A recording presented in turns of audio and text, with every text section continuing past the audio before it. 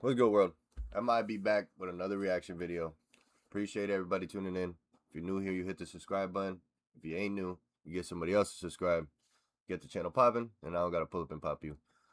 What I wanted to get into today is I had to clarify like a few things because it feels like what people heard me say, they might have misunderstood, or I don't know. I don't know where it got mixed up.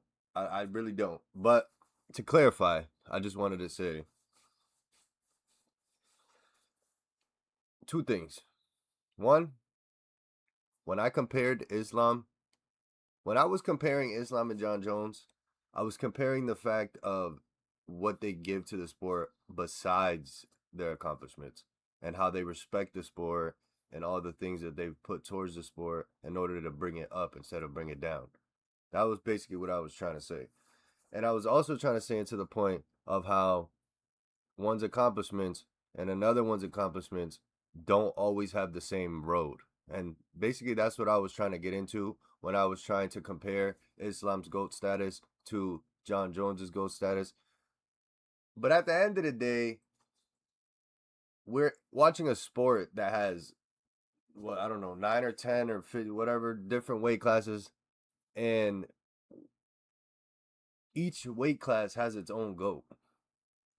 You know, each weight class has its own greatest. Now, there's a weight class list of GOATs of people like Khabib, who will always be the the lightweight GOAT, and DJ, who will always be the flyweight GOAT. My bad, I hit the space bar. My point of that is that Jon Jones, people like Jon Jones, Islam, George St. Pierre, Daniel Cormier, uh, there's like a lot of different people that are on a different. Like, again, I might be forgetting some names. I'm just making an example right here. There's another list. Like, there's a weight class GOAT list, right? Whatever. You can be the GOAT of your weight, whatever. You can have the most defenses. But then there's a list of the whole sport, which means if they did add 100 pounds on you, do they think that you could beat them? That's when it comes down. That's why we have a pound for pound list, and you can have every weight class on there. Bringing it all back to what I'm saying, there's the weight class GOAT list, and then there's the GOAT of the sport list. What I was referring to the other day is one thing. Jon Jones is the best. There's nobody better than him. To be honest, if there was somebody to be better than him, they will have to beat the amount of title defenses he had, because the pressure that it takes to go into a championship fight is heavy, heaviest pressure of them all. There's just trucks passing by all day today. I don't know what it is. And he has the most.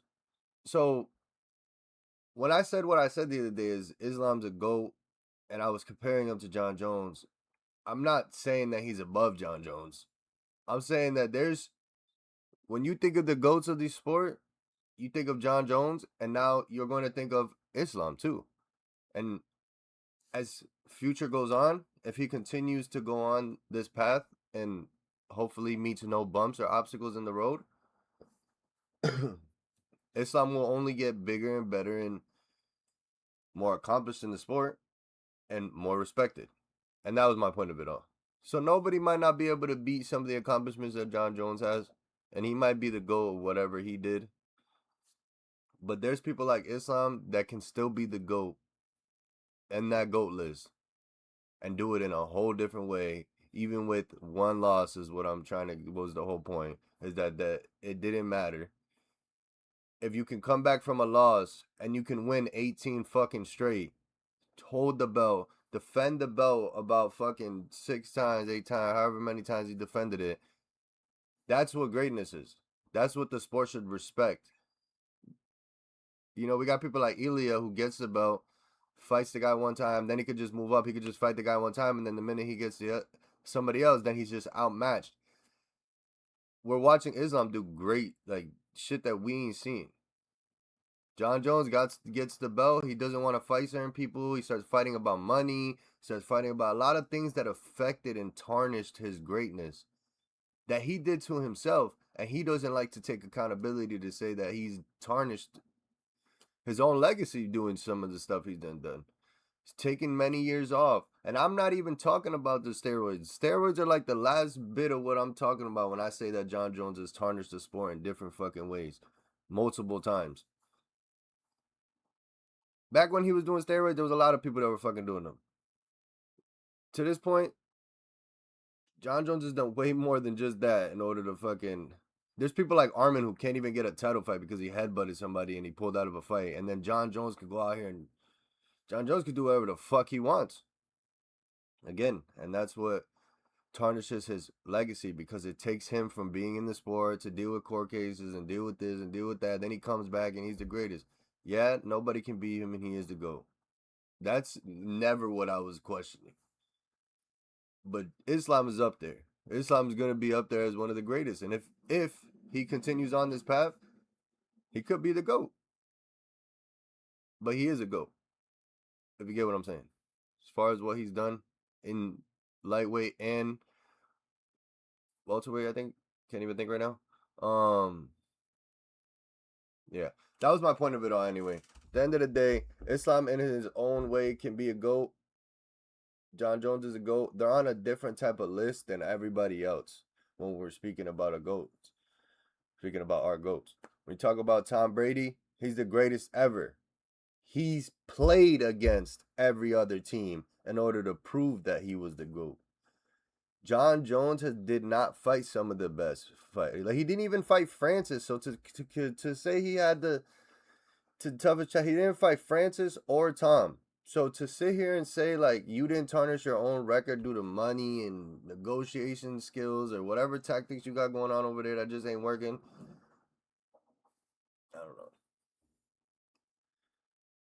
We got one guy who said you can either bring King Kong, you can bring King Kong, you can bring fucking whoever the fuck you want.